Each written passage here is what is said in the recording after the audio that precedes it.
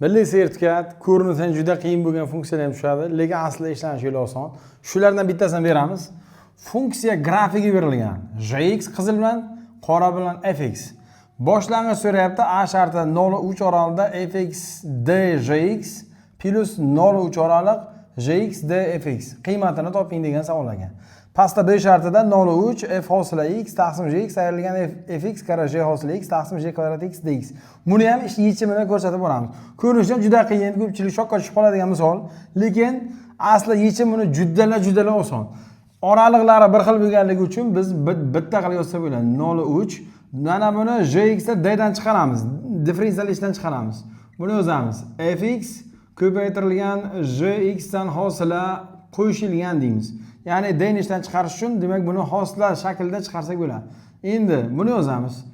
jx qo'shilgan d ni ishdan fx chiqarsak f hosila x dx bo'ladi.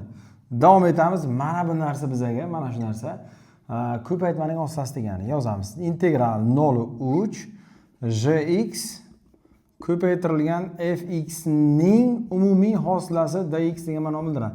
Bilamizki, ifodani hosila belgisi bilan boshlang'ich belgisi bir-bir bilan soddalashib ketadi. Buning boshlang'ichi fx kara jx ni o'zi bo'lib qoladi. 3 ni 0 oralig'ini yozamiz. 3 ni qo'yamiz. j3 kara f3 ayrilgan 0 ni qo'ysak j0 kara f0 bo'ladi. Davom etamiz. j3 ning qiymati mana j3 ning qiymati x3 da 2 ni olgan ekan.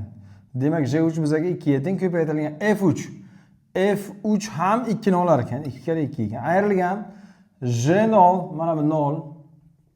j0 degani mana jx x0 da y3 ni olgan. 3 f0 degani fx demak kesib o'tgan nuqtasi. fx0 da mana bu yerda qiymati tak bunday kelyapti.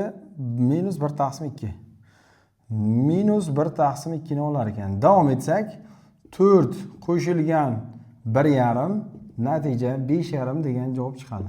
Ana endi keyingiga o'tsak, bir-biriga ommaxraj bersak, bu bizga bo'linmaning hosilasi holatda keladi. Integral 0,3 fx taqsim jx ning bo'linmaning hosilasi dx holatda turibdi. Bundan boshlang'ich bo'linmani o'zi bo'ladi. fx taqsim jx bo'ladi.